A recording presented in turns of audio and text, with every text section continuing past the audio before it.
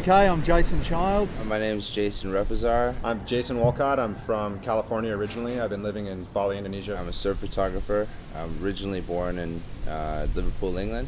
Been shooting for 15 years stills and video for probably 5 years before that, so about 20 years behind the camera total. When the waves go small here, I'll work for clothing designers and some fashion magazines and stuff like that. And lately, since I am a surf photographer and I do have the underwater capabilities, I've been doing a lot of fashion underwater. Liquid Eye, Philippe's baby, his project, his love.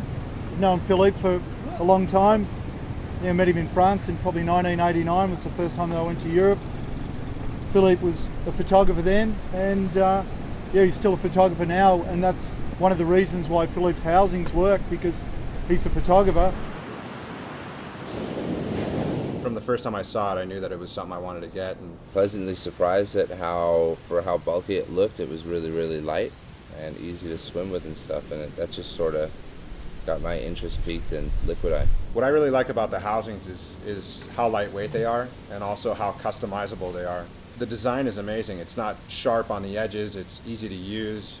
The housing is just really elegant. The controls are really well made. This is a rounded edge. It's not got like a sharp edge. I think one disadvantage with the latches, it always could cut you on the face, cut your body, or you could flick a latch. I remember I drowned a housing once at G-Land with the screw nuts on the back, like a wing nut. Hit the bodyboard, popped it, in a way, filled the camera, drowned. If you're getting ragdolled around underwater, sometimes you got wing nuts in the back or screws or clips. It can hit you in the face, or the screws never actually come out all the way. They just come out and separate from body, so it's pretty much impossible to lose them. Basically, you can't lose it. They're set inside of the plate. So when you're on a trip, you don't have to worry about losing a wing nut or whatever the hinge that they use on some of their housings. So that's one important thing. Once you lock this on at the back, it's done. You put your 8 gig card, you get 600 shots or whatever on it. So right now I'm using the 5D Mark II Liquid Eye housing. At the moment I'm using the Canon Mark III model. The great thing about this system is that I can use both the 7D and the 5D by just switching out the backplate. Different controls in different places, so we just changed the backplate, and we have one housing that you can utilize both camera body systems. I can take a backplate like this one, and as you can see there's all different kinds of controls on it, or you can use something like for the 7D. This is more set up for shooting video. With this, you're just covering your whole seal with the distance between each nut, which is really good. It's just a simple system, and it works. So we've got the eye cup here. This is actually a really cool idea, and I think it will actually work pretty good.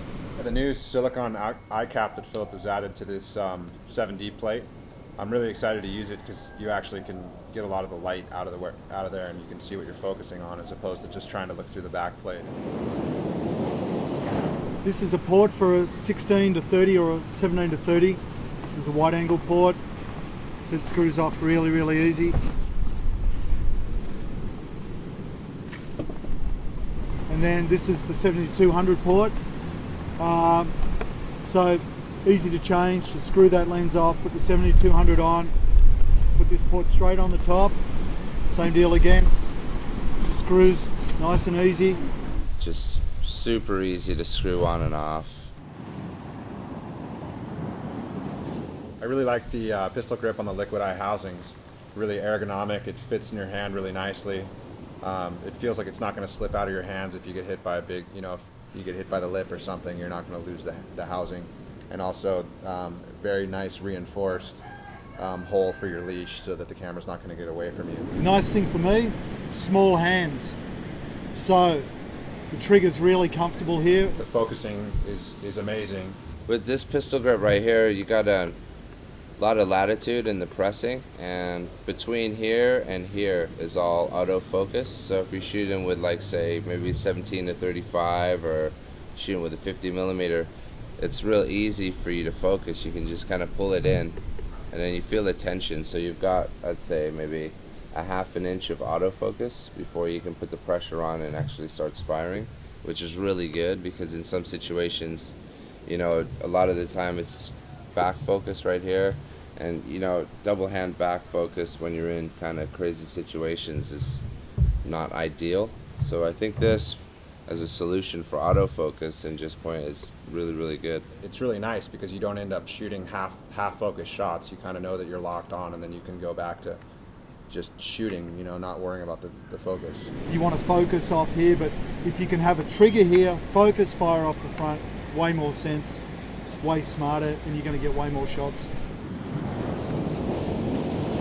Most of the housings that I've had before, the zoom control would usually be on the side of the port itself, which sometimes makes it clumsy, bulky. The nice thing with this one, it's tucked in here. There it is. So you fit an attachment around the lens.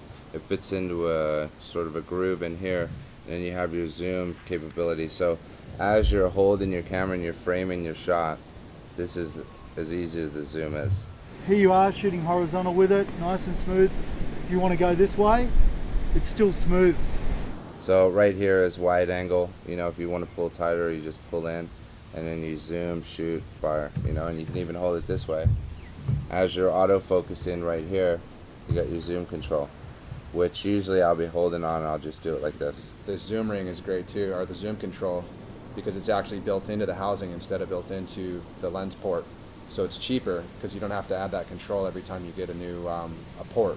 Just add the zoom ring to your lens and away you go. You can zoom in and out, and it's just as easy as that. Also, there's a lot of great controls that Philips come up with, and as far as the sensitivity of the controls, you can actually feel each little click, whereas with other housings you're just spinning around a gear inside and hoping that the thing's actually making contact with the control. And I can actually do it without even looking down at the screen. I can just click once and I know that I've changed my aperture or my shutter. It's perfect. The great thing about these housings, you can disassemble them real easy. Just put them all in parts. So you get your ports off. You can take this side, the side handle off, and you can take the pistol off. When you take the pistol off, you don't have any wires dangling, anything like that. It just simply comes off, put it aside, and then it just packs down in a neat little package, which is great. So for traveling, it's easy to pack and it's lightweight. One of the reasons why Philips housings work, because he's a photographer but also knows how to make these, and I think that's a big advantage that he's got over a lot of other guys who just make housings, that Philip actually uses his housings and knows what guys want. I think when he was designing these products that he had that in mind, and all that experience has really paid off, and we're all benefiting from what Philip's learned over the years, you know, shooting as a pro. And I'm really thankful that he put the time in, because now we have this great system to just take with us around the world, and it's easy. There's no stress. You just get there, throw the housing together, jump in the water, and get the job done. That's what we're all there for. So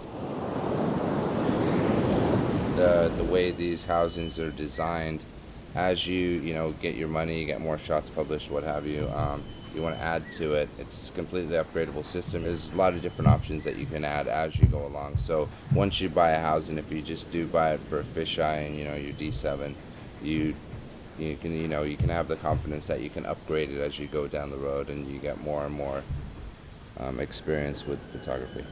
Aren't reliable, and one thing, nice thing I can say is Philippe is reliable. His housing's reliable. He's a reliable guy. You know, if you need something fixed, you need to change the report or whatever, he's got a good system, he's got a good product, and he's a good guy. this is just the most elegant design that I've seen. It's really great for me to shoot with this. It's done, it's safe, it's a good system.